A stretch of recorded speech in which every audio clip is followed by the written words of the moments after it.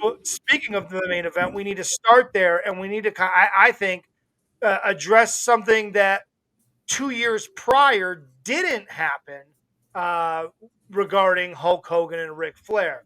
For the longest time, the biggest what if in wrestling history was what if Hulk Hogan had wrestled Ric Flair at WrestleMania in 1992.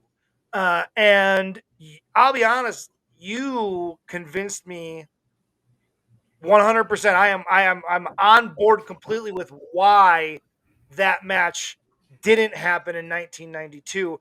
And I'll say this, it's better that it didn't happen in 1992 because the match in 1994 was better for having taken place in WCW rather than WWF.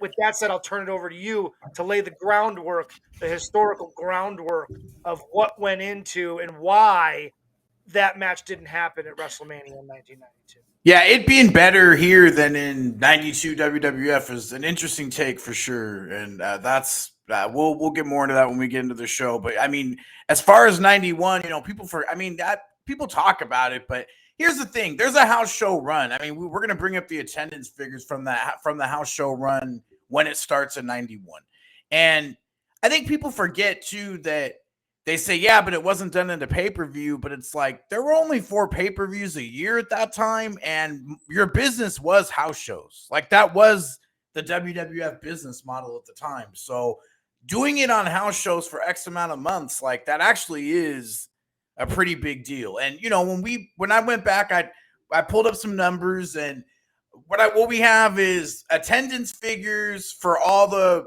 Hogan Flair matches from '91 that we could find, and by city, and then the other best attendance figure for the city that year, whether it was better or worse, just whatever it was.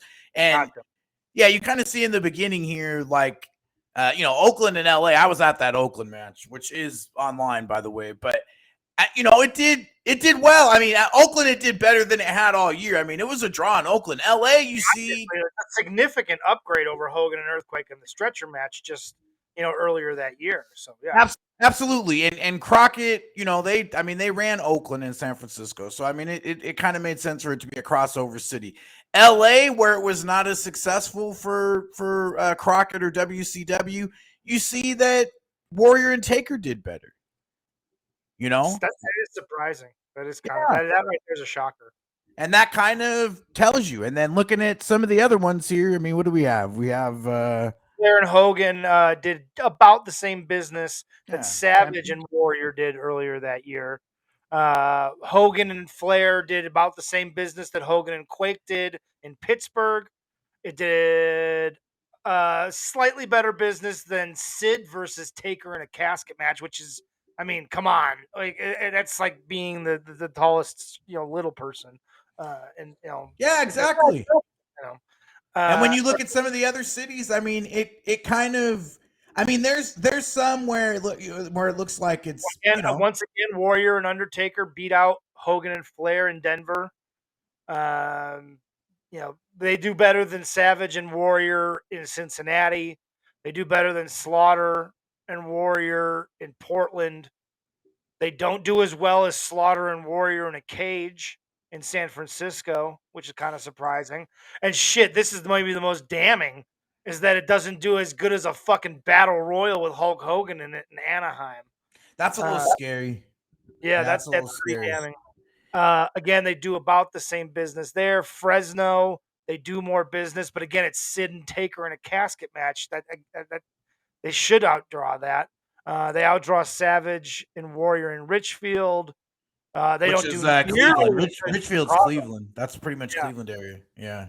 They don't do anywhere near as good in Chicago. There's a real shocker. That is because Chicago was a strong Crockett city, and then WCW. Yeah, that was a strong crossover city for sure.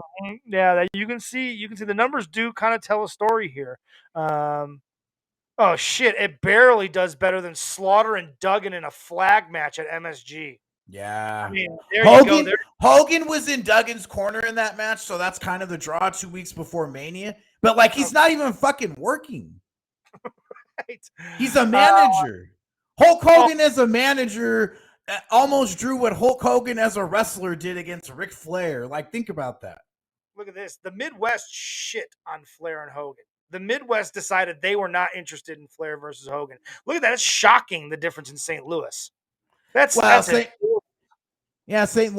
St. Louis was Busch Stadium that they ran for the 18, but St. Louis was always kind of a tough draw for WWF in the early days for sure. But yeah, no, I mean, it tells an overall story. And the JJ Dillon quote.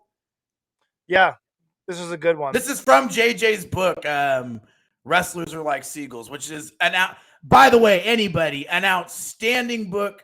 Like somebody that, I mean, this guy was Office in Crockett in the boom national period and all the way until they went out of business, and then WWF talent coordinator for 6 years, and then back to WCW in a front office position. Like, this guy has, it's an incredible book. But here's a quote from it. Yeah, so he says, we booked them around at several house shows, with their first historic meeting taking place in Dayton, Ohio on October 22nd, 1991.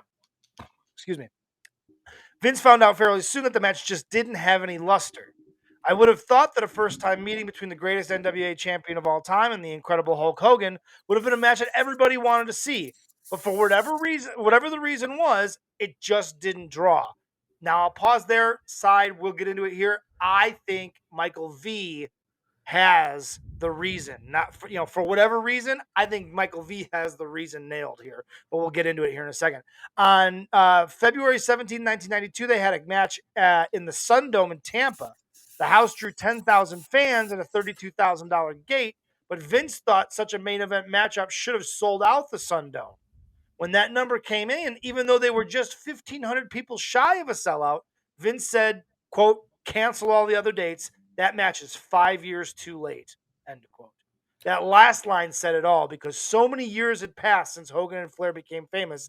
The idea of Flair versus Hogan at WrestleMania 1992 may have been entertained at one time, but once it became obvious from the house shows that there was no interest in the match, it was pointless to continue in that direction. So, with that said, we've talked about it in the past, but maybe not everybody has watched all the episodes and they're tuned into this one specifically. Your argument for why Flair and Hogan didn't work in WWE, WWF at the time. Ric Flair was a bitch. That's just the way that it was. I mean, Ric Flair was a giant pussy. He was a giant pussy on TV for years. And like, yeah, it's, he's a pretty boy and all that. And like, he had a lot of personality, and that's the only thing that, could keep him to like rebound from all that. But I mean, like, he was a giant pussy that cheated and got beat and did whatever he could to keep his title for fucking years. And Hulk Hogan was a giant man that beat the shit out of anybody. Like, I mean, giants, notably. Yeah. And Hogan, one of the people that Hogan in the national expansion era, in his first run, the person that he really starts to not draw with, like when it becomes ineffective, is Mr. Perfect. And it's the same type of opponent, like this, really like classical technical wrestler or whatever. But it's like, you weren't selling wrestling to WWF fans. And like, this giant man, look at the fucking poster. Like, who looks like who's going to kick whose ass?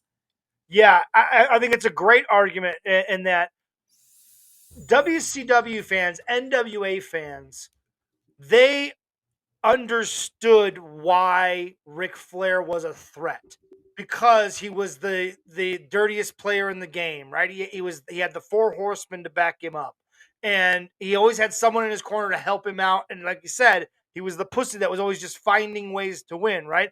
And that works in the NWA and for Crockett and that sort of thing. It works for a while. It did for a while, but they heard him there too. It's the same reason that he couldn't draw there. It's like nobody, like we talked about last week, the crowd does not pay to boo. I mean, that's just, right. You're just pissing him off week after week. And he looks like against some guys, like when you need to find a way to get out of something with Nikita Koloff because you think he's going to be a megastar and you want to keep him hot, that's fine.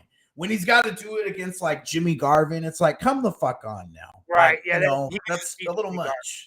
Yeah, Yeah. exactly.